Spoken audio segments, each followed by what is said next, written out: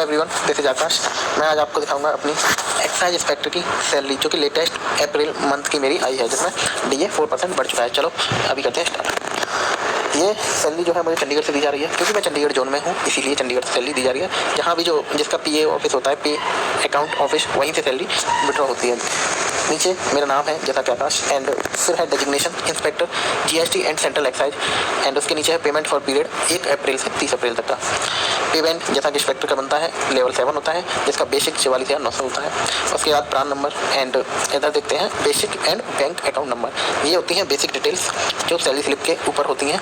उसके साथ ही यहाँ पे ऊपर लिखा हुआ है मेरी पोस्टिंग जालंधर कमिश्नरेट में है, इसलिए जालंधर। और यहाँ लिखा होता है सैलरी मंथ, अप्रैल की सैलरी है लेटेस्ट बिल्कुल। तो आगे देखते हैं कितनी सैलरी बनती है, क्या रहता है। जैसा कि मैंने बताया है कि लेवल 7 पे जो इंस्पेक्टर की बेसिक सैलरी बनती है वो होती है 44,900।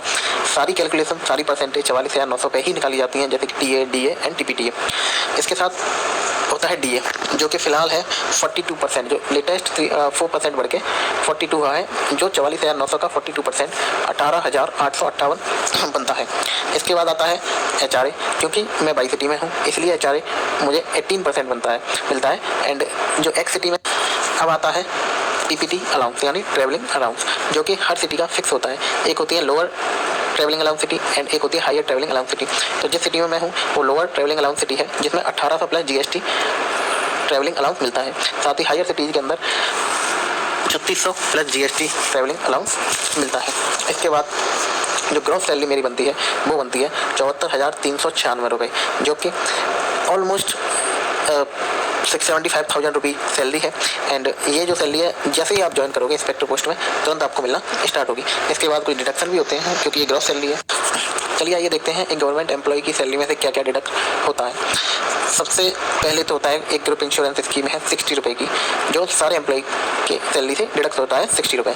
इसके बाद आता है एनपीएस, जो कि बेसिक एंड डीए का 10% होता है, जो मेरा बनता है 6376। इसके बाद है इनकम टैक्स, जो कि अपनी मर्जी से कटवा सकते हैं। मैं 1000 रुपये कटवाता हूँ, तो 1000 रुपये मेरा income tax. And income tax के ऊपर एक सरचार्ज लगता है, वो कटा है 40 रुपये।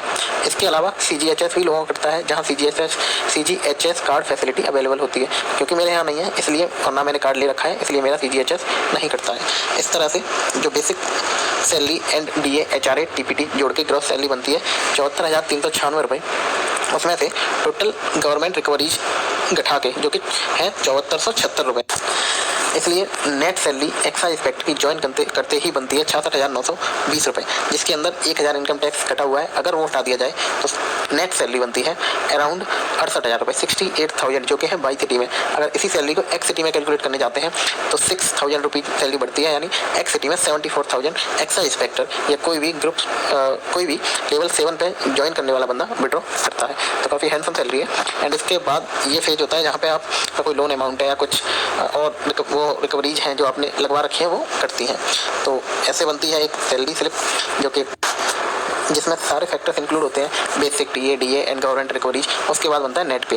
साथ ही जो एनपीएस होता है इसका 1.4 गुना, यानी ये देखा जाए तो 6376 का 1.4 गुना मानोगे तो ऑलमोस्ट 9,000 बनता है, जो कि मेरे एनपीएस अकाउंट में जाता है। यानी मेरे एनपीएस अकाउंट में टोटल जो मनी जाता है वो अराउंड 15,000 जाता है एक महीने का, जो कि आपको रिटायरमेंट के बाद मिलने वाला है। तो अगर टोटल सैलरी को जोड़ा जाए तो 74,396 एंड 10,000 या 9,000 अलग से, यानी कि 84,000 सैलरी एक्साइज इंस्पेक्टर की इस समय बन रही है, जो कि किसी भी कॉर्पोरेट या फिर न्यूली ज्वाइन फ्रेशर के लिए बहुत अच्छी सैलरी है।